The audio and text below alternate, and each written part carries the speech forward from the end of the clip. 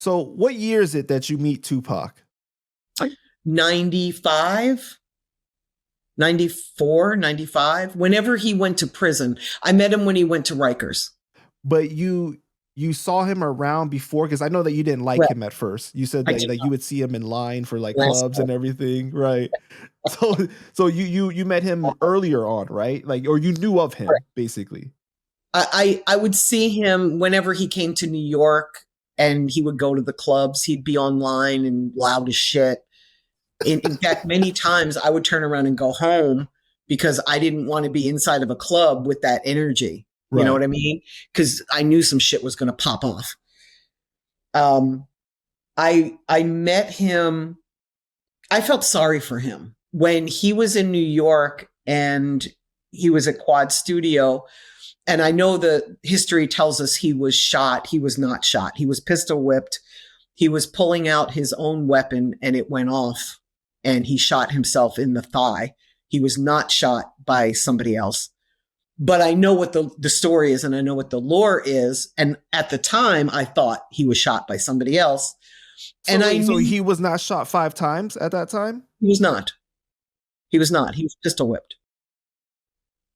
When he was out here alone, and I felt like if I were in LA and I didn't know anybody really in LA, I would want somebody who respected hip hop culture to step in and help me.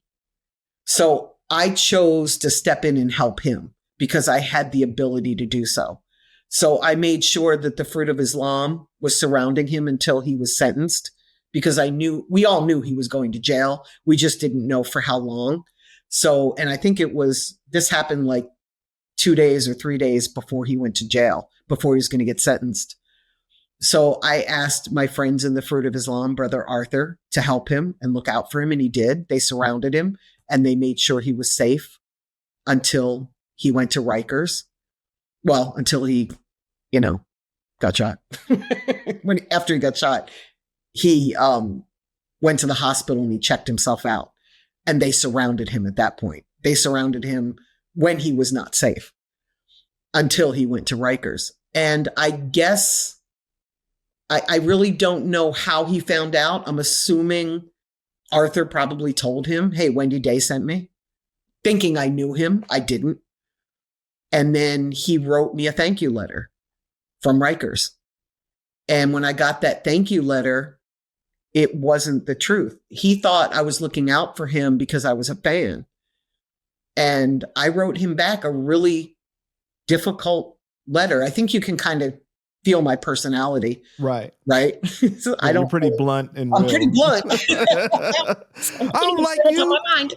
You're an asshole. I wrote him back a letter and I said, I didn't do it because I'm a fan. In fact, I really don't like your music. I think your lyrics are great, but I think you can't pick a beat to save your life. Dear Mama's cool, but that's about it.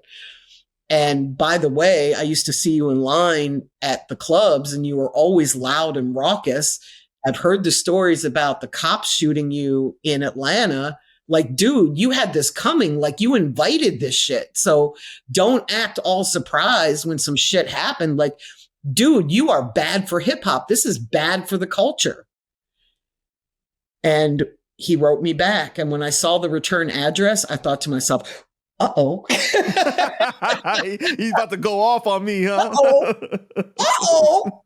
Maybe I shouldn't read this. It took me like a while to read it because I just knew he was going to rip into me and I knew we were going to go to war. I knew what it was going to be. And finally I opened the letter and it started with Dear Queen. And he said, thank you so much for that letter. And I probably ended it with something because I am kind of nice. I probably ended it by saying this was probably a hard letter for you to read and it was hard for me to write. And I apologize if I offended you, but you brought this on yourself, blah, blah, blah. So I probably put that in there. I don't really remember, but he did acknowledge that I spoke my mind. He acknowledged that it was difficult for him to read. And he also said that he didn't have a record until he made a record. And he wrote me this really intelligent, kind letter in return. And I was so impressed. And I realized that I was wrong. I was wrong. So I wrote him back and said that. Like, dude, wow. First of all, I expected you to go off on me on some who the fuck do you think you're talking to type shit. And you came with truth.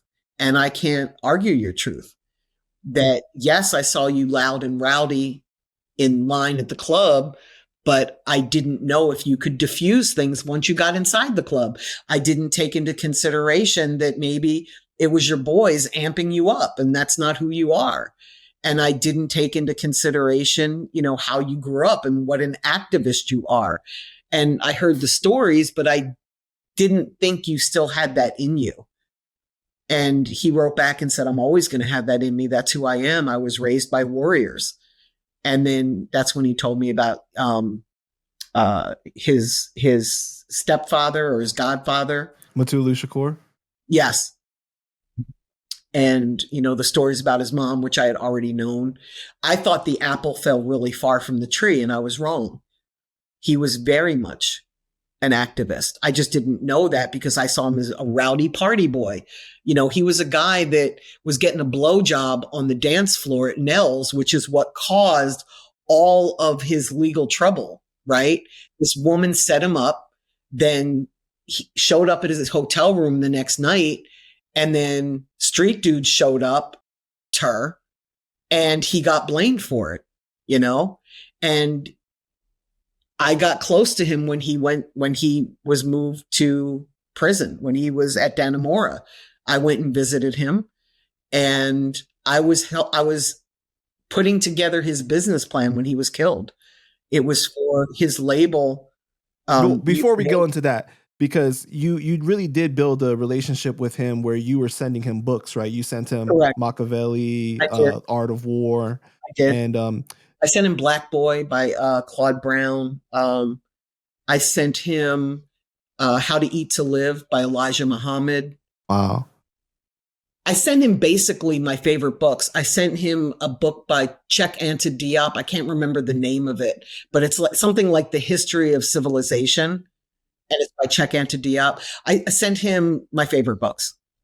So the audience is never going to let it down if I don't ask you this, okay? But how do you know for sure that he wasn't shot 5 times like he has claimed in his music and how the reports is? I can't speak on that because if that's the narrative that he wants out there, I want him to have his way. He was my friend. So if that's what he says happened, then I'm going to roll with that. But if you do the research and you look at the wounds and you study it, you may come up with a different opinion, just like I have. And I may be wrong. I don't think I always think about that Vibe magazine interview, right? Where he says that now they're saying that I didn't get shot 5 times. Well, what else is all this other shit in me and stuff? You know what I mean? Like where he's talking about me when he said that. He what? He was talking about me when he said that. Oh. I said to him, like what I just said to you, I said to him, sitting across from him in the visitation room at Dannemora. I'm like, motherfucker, you did not get shot. First of all, there's no safety on a Glock. So when you pulled out, your adrenaline was rushing. You're not a gangster. The gun went off because you kept one in the chamber. And he laughed when I said that. And then I was sitting there with my legs crossed, right? Like up by the table. And he reached over and he just patted me on my leg like that. And he was just laughing. He never said yes. He never said no. And my take on that is if I wasn't accurate, he would have argued with me because that's who he was. Like he was very in your face and I would have argued back. But we've seen accounts for Diddy talking about his shooting, right? Where he says that Tupac came up the elevator and he shot and he's asking my man to roll him a blunt and everything like that. And there's and for example, everything we've seen, in the movies, he's touching the back of his head, he's bleeding, and he's like, "Oh, you motherfucker shot me in the back of my head," and all this stuff. Pistol whipped.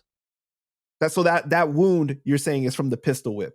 I believe that it was. Also, if you go into, I can't speak on Quad today because I haven't been there since the 90s, but at that point in time, it was all marble. And if you shot a bullet in that foyer, in the area where he claims to have gotten shot, it would have ricocheted all over the place because it was So just all is it marble. possible he got hit with the ricochets then? It could be. It Okay. could be. Yes, it's possible. But there was no bullet lodged anywhere in his body.